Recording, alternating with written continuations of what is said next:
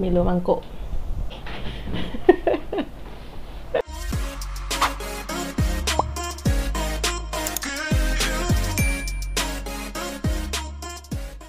Okay guys, welcome back to this channel. I hope you guys having good, great and fantastic day today. Okay, hari ni macam semangat sikit tu, tak tahulah kenapa kan. Mungkin sebab dah buat part 2 kan. Banyak sebenarnya dugaan nak buat part 2 ni sebenarnya. Thank you for waiting guys. Kalau waiting lah, kalau tak waiting tak apa. Tak apa. Stay there. Okay, stay.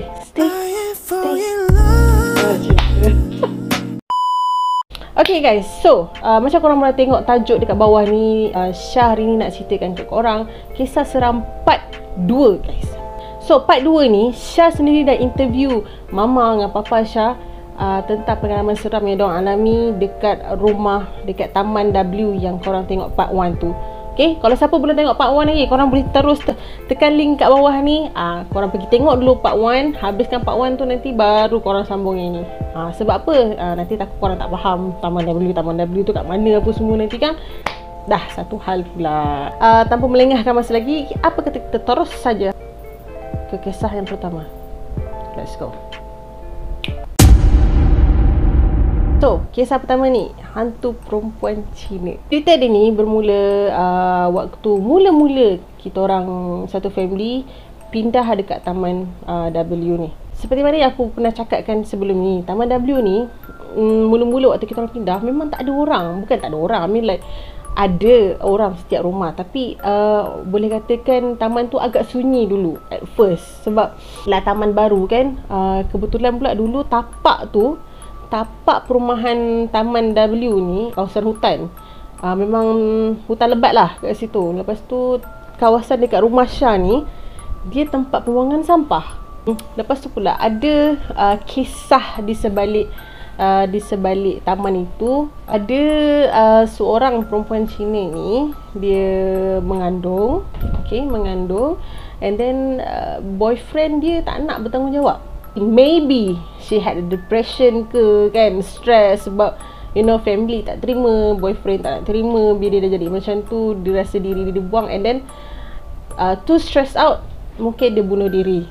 Dan bunuh diri dia dekat tempat longgokan sampah. So selepas pembangunan dekat situ, dah ada rumah apa semua, penduduk dekat situ diganggu oleh hantu perempuan Cina lah. Rumah yang ada dekat kawasan tu ada sliding door, bawah dan atas. Kalau bawah tu sliding door besar lah, kalau dekat atas tu sliding door yang kecil untuk master bedroom punya. Benda tu selalu melekat pintu pagar tau. Pintu pagar ataupun sliding door tu, dia selalu akan melekat-lekap kat situ. Dia takkan atas bumbung, takkan atas mana-mana, dia akan selalu melekap kat situ. I don't know why, tapi itulah yang selalu orang nampak apa semua. Memang dia akan duduk dekat situ. So disebabkan ramai sangat penduduk W ni komplain pasal diganggu benda ni, so hasil perbincangan diorang dah decide dah, okay, kita buat rukun tetangga. So papa pula jenis yang selalu involve tau dengan rukun tetangga. Even though time tu pun dia sibuk dengan kerja dia, tapi bila malam dia akan involve dengan rukun tetangga. So malam lepas rukun tetangga, macam dalam pukul 2 lebih macam, sebab papa selalu berjaga lebih awal lah. So maknanya orang yang second shift tu dia akan datang ganti papa aku lah, macam tu. So papa ni shift dia habis dalam 2.30 macam tu, around dekat pukul 3 macam tu kan. So time tu papa on the way balik rumah. Lepas dah borak-borak dengan kawan dia apa semua, dia on the way balik rumah. And then bila dah masuk rumah, dia kunci pintu dan sebagainya. Bila naik atas, mandi, yelah nak bersihkan diri kan daripada luar. So dah mandi-mandi tu, mama tengah tidur. Papa ni pula dia nampak langsir kita orang tu terbuka. Terbuka sikit lah macam tu kan, langsir kan, terbuka macam tu sikit. Papa macam nak pergi tutup lah, nak pergi tutup langsir tu. Tiba-tiba on the way nak pergi tutup langsir tu, papa dah rasa lain macam dah sebenarnya. Bila papa dah on the way nak pergi tutup langsir sliding door tu, tiba-tiba nak tutup ni kan, kita nak tarik kan, nak tutup macam tu kan. Tiba-tiba benda tu datang melepak macam pak macam tu dekat sliding door. Dekat sliding door tu tiba-tiba benda tu datang macam, tahu tak bunyi yang macam, boleh bayangkan tak benda berat macam dihempaskan dekat pintu pagar. Macam mana? Mesti kuat kan bunyi dia kan, bunyi berdentum kan, bunyi kuat. Time tu papa memang nampak ada benda, sebab langsir tu dah tutup dah. Langsir tu dah tutup macam tu. Time on the way nak tutup tu dia dah macam tu sikit. So papa nampak ada kain putih dan sebagainya. Tapi papa tak nampak muka time tu. Papa memang tak nampak muka. Cuma papa tahu itu benda tu. Dan papa ingat kan macam mama terperanjat ke apa, bila pandang mama tak terbangun langsung pun, mama tak terjaga. So benda tu hanya dialami oleh papa sendiri. Memang bapa aku seorang je yang alami momen tu. Baru papa tahu yang itu yang dialami oleh penduduk-penduduk dekat Taman W tu lah. So papa agak terperanjat dekat situ. So papa just tutup langsir. Papa baca apa yang patut supaya dia tak masuk ke dalam rumah dan sebagainya. Dan papa teruskan berehat lah malam tu. Agak susah untuk tidur sebab papa masih rasa yang dia tu masih ada dekat luar selindor tu. Papa teruskan baca apa yang patut supaya dia lebih tenang.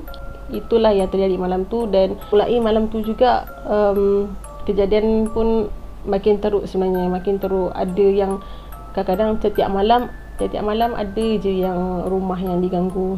Dan Alhamdulillah, selepas kerap buat baca Yasin di setiap rumah, surau dan azan pun dikuatkan. Selalunya azan agak macam sama-sama lah sebab surau dia agak jauh. Tapi orang buat satu alternatif, nak buatkan azan tu dengar di setiap seluruh taman tu lah. Start daripada tu kurang kejadian-kejadian seram. Surau pun rajin buka mengaji dan sebagainya. Dan Alhamdulillah, kejadian tak hilang, benda tu tak hilang, still ada gangguan, cuma kurang lah, tak adalah gangguan yang seteruk macam tu. So kurang gangguan tu, Alhamdulillah berkurang. Papa selalu nasihat, tak payah takut sangat macam tu, cuba lawan benda tu, walaupun sukar, cuba lawan. Okay, kita teruskan ke cerita yang kedua. Let's go. So cerita yang kedua ni macam korang tengok tajuk tu, Syah agak orang kata apa, this is first time Syah dengar cerita ni melalui family Syah sendiri. Cerita ni diceritakan oleh mama Syah sendiri. Okay, macam Syah pernah cakap sebelum ni, abang Syah ni dia boleh nampak dia boleh nampak, dia bekerja jauh dulu. Dia ulang-alik antara Kajang Seremban. So laluan nak balik daripada Kajang ke Seremban tu, ada satu jalan yang dipanggil Jalan Mantin. Orang Seremban, kita cakap je Jalan Mantin, orang dah tahu dah how creepy that road is. Memang creepy gila. Kau lalu siang-siang pun, kalau kereta kau satu-satunya kereta siang hari, korang akan rasa seram dekat situ. Sampai tahap macam tu sekali Jalan Mantin ni. Dia lebih kurang macam jalan Kuala Pilah, cuma jalan Bukit Butus tu dia ramai kenderaan lah. Macam tu. Tapi Jalan Mantin ni jarang-jarang sekali. Jalan dia jalan yang panjang dan jarang sekali ada kereta lalu kat situ. Tapi that's the nearest road untuk Abang Syah lah tentu, Kajang dan juga Seremban. So kalau shift malam, dia selalu balik lambat tau. Balik lambat dalam pukul kadang-kadang pukul 2, pukul 3 macam tu. Paling awal pun 1 lebih dia akan sampai rumah. So jenis dia ni pula selalu kena kacau dekat Jalan Mantin tu. Macam-macam lah dia jumpa. Cuma dia tak pernah cerita kat Syah sebab Syah kan penakut kan dulu kan. So abang Syah ni nama dia Bear, kita panggil dia Bear. So Bear ni dia baru balik kerja lalu daripada Jalan Mantin tu lah. Dia cerita waktu dia on the way balik tu, dia kena dia pula satu pesennya dia ni. Pesennya ni kalau dia naik motor, dia selalu dengar lagu kuat-kuat. Pasal earphone dengar lagu kuat-kuat. So dia atas motor, tak kira lah pukul 1 ke pukul 2 ke, dia akan melalak je. Mungkin itulah salah satu dia nak lawan orang kata apa, situasi macam tu lah kot. So dia menyanyi apa semua kan. At that time dia kena ganggu dengan itulah, dia ganggu dengan benda yang mama akan nampak sekejap lagi lah. Dia akan so dia dah balik, on the way balik, dia dah nampak dah benda tu. Dia dah nampak benda tu duk kulur kilir depan dia apa semua, ikut dia daripada belakang naik motor kan. Orang tu pernah cakap, Kalau kau kena ganggu dalam perjalanan kau balik rumah, dinasihatkan janganlah balik rumah dulu. Kau singgah mana-mana. Kau singgah mana-mana dalam setengah jam macam tu, lepas tu baru kalau kau balik. Kalau boleh, biarlah tempat yang ada orang. Jangan kau singgah kat tempat yang tak ada orang pula. Tak gunalah kat situ. Macam tu lah. Bear ni dapat tahu yang macam ada yang ikut dia apa semua. So bear ni pun singgah lah dekat Syah, tak pasti dia singgah dekat mana, tapi dia singgah minum. Dia singgah minum, lepak jap kan. Dalam setengah jam macam tu baru dia balik lah. Baru dia balik. Bila sampai rumah, orang ni pula satu family jarang tidur awal lah. Tidur awal, kita orang selalu tengok movie dan sebagainya. Hari tu Bear dalam pukul 1:30 macam tu dia sampai rumah. And then in that moment, Mama tengah basuh baju tau. Bukan baju lah, dia macam kain buruk. Mama memang akan selalu basuh kain buruk guna tangan dekat luar. So luar dapur Syah ni, dia macam ada satu hall untuk letak mesin basuh dan sebagainya. So dekat sebelah mesin basuh tu ada almari. So maknanya keluar daripada dapur Syah tu, mesin basuh, ada satu almari yang macam kabinet untuk letak periuk lah apa semua kat situ lah. Even tu kat luar tak apa. So sebelah tu pintu pagar, and then seberang tu rumah lain lah. Itu menghadap rumah lain. Rumah lain punya belakang ni lah, belakang rumah. Gelap lah. Lepas tu ada jalan kan dekat tengah-tengah tu, baru rumah lain. So gelap lah kawasan tu. So Mama, time tu Papa ada kot dekat depan. Papa ada tengah tengok TV, aku je kot tengah tidur kat atas. So Mama tengah cuci kain buruk dekat belakang. Abang Mei balik, Bear balik. Bear masuk rumah, Bear nampak Mama tengah cuci kain kan kat luar. Dia termenung lama tau. Mama perasan yang dia pandang Mama tu lama. Mama pandang Bear, tanya, baru balik? Lepas tu Bear macam termenung dekat, bukan termenung dekat Mama tau, termenung dekat kawasan depan Mama tu. Kan depan Mama nak basuh kain tu kan ada pagar ke jalan tu kan. Pandang kawasan depan tu. Lepas tu Bear panggil lah, Mama sini jap. Mama cakap macam dia cakap dengan Mama macam tu, Mama masuk kejap. Sini lah, masuk sekejap. Lepas tu Mama cakap, kenapa? Masuk je cepat-cepat tu. Nanti ambil cerita dia cakap macam tu. So Mama pun bangun, Mama masuk, Mama tutup pintu, Bear tutup pintu dapur tu Bear tutup. Lepas tu dekat situ Bear cerita, dia kata waktu Mama tengah cuci kain tadi, berhadapan dengan Mama tu ada penanggal yang tengah pandang Mama dekat. Maksudnya dia on the way nak ke Mama, macam dia macam nak mendekat dengan Mama. Penanggal tu yang ganggu Bear waktu on the way balik rumah. Itu yang ikut Bear. So benda tu memang ikut Bear sampai rumah lah. Dia tak boleh masuk lebih. Cuma dia yang Bear nampak tu memang penanggal tu tengah pandang Mama, dan just pandang sahaja. Dia macam ada macam tu lah, dia terbang macam tu kan, macam tu. Ya. Aku tanya juga Mama macam, why I never know about this? Sebab aku pun duduk kat rumah tu kan. Sebab lepas tu Mama cakap, sebab aku penakut dulu. So Mama tak nak aku keep remembering that moment, sebab takut nanti aku takut dan aku pula nanti akan diganggu. So Mama tak nak. Sebab aku memang penakut sangat dulu. Penakut aku memang next level. Kalau main PUBG memang Ace Master lah aku punya penakut time tu. Bukan Conqueror lagi lah. Sebab aku boleh lagi tengok cerita tu. Alright, teruskan dengan cerita yang ketiga. Let's go.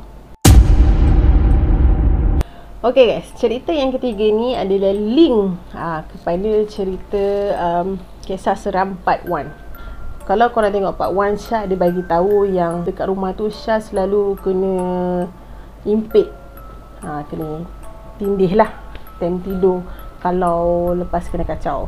Kena kacau pun Syah tak ada teruk sangat, tak ada hardcore macam Bear, macam Mama dengan Papa tu. Tak ada hardcore sampai teruk macam tu pun.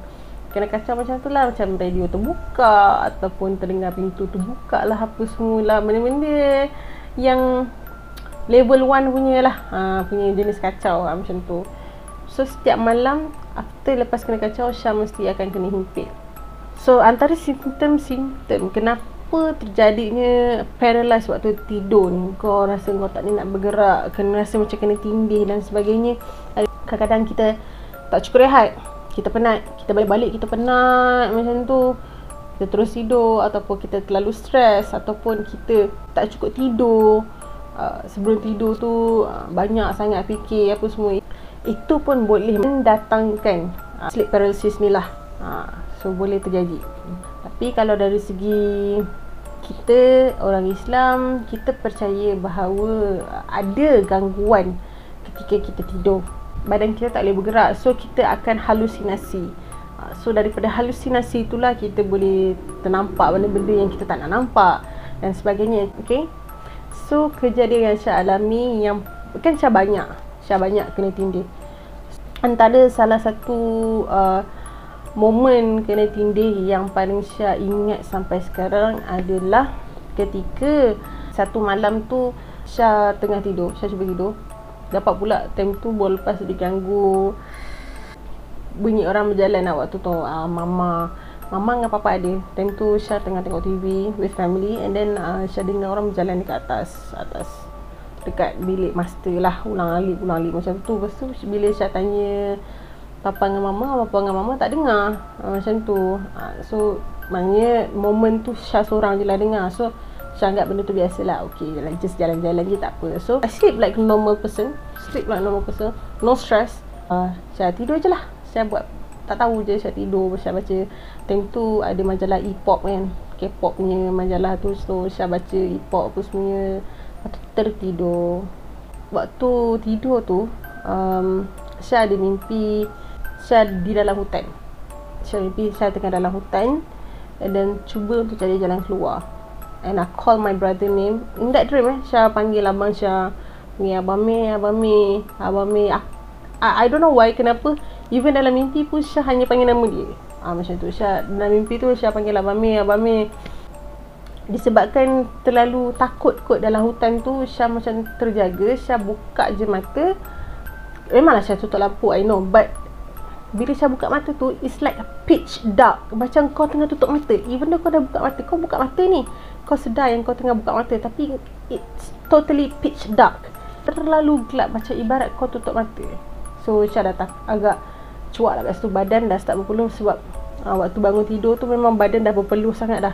Mungkin sebabkan mimpi tu kan, terlalu penat mencari-cari. Syah berlari dalam mimpi tu cari abang Syah, tak ada. Tiba-tiba badan Syah ni terasa macam kena himpit dan terasa tilam tu mendap. Faham tak? Terasa tilam tu mendap, badan kita tu ditekan.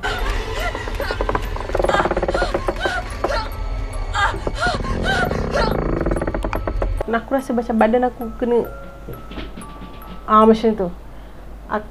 Kita dapat rasalah badan kita mendap macam tu kan. Time tu macam memang dah agak dah aku memang kena tinggi ni, tapi mesti tak nampak kan sebab terlalu gelap. Tiba-tiba in that pitch black ada macam mana nak cakap macam bukan bayang-bayang tau, it's like a mist putih ada dekat betul-betul dekat depan kaki Syah, and nampak yang benda tu macam nak berbentuk lah, and then dia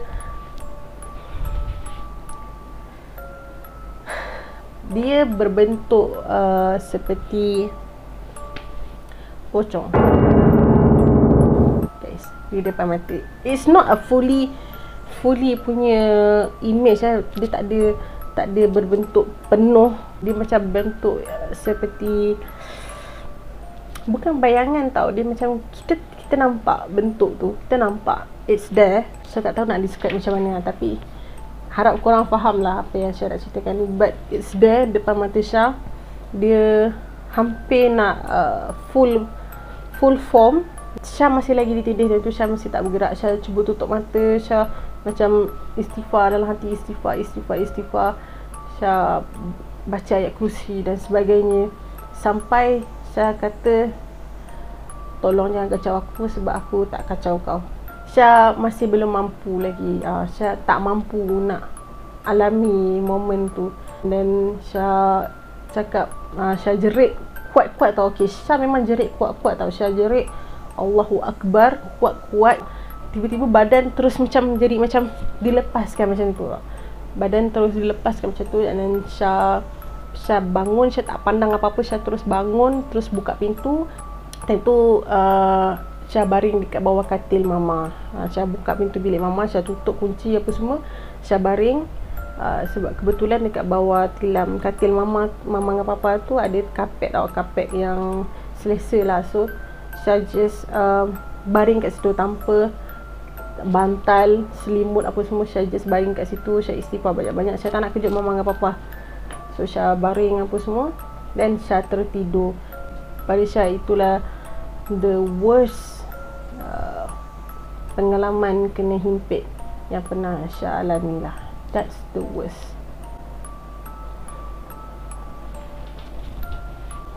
Ingat guys, apa sahaja yang kita baca, even though zikir, even though kau baca Fatihah sekalipun, kau tak tahu ayat lain tapi kau dikacau, tapi time tu kau baca Fatihah, Al-Fatihah, okay? Kalau kau yakin dengan the power of Al-Fatihah, insya-Allah benda tu boleh lari. Kau kena percaya. Kau kena percaya pada Allah sahaja. InsyaAllah benda tu boleh gone. Yang penting kau kena percaya. Kau kena lawan. Kau kena cuba juga lawan. Even though aku tahu benda tu susah. It's not easy. Trust me. Untuk kebaikan diri kau sendiri, kau kena cuba. Okay? Itu saja guys video untuk kali ni. Okay? Macam biasalah, aku cerita yang simple-simple je dulu kan untuk part 1, part 2 ni. Hopefully korang terasa jugalah keseraman ni kan. Terasa jugalah keseraman dia walaupun tak berapa nak seram. Tapi guys, korang jangan risau. Ada yang DM aku sendiri kata, "Weh Syah, abang kau cerita macam okey je kan. Abang kau kan boleh nampak dia tak ada cerita ke?" Macam tu. Tanya aku macam tu guys. Meminta guys.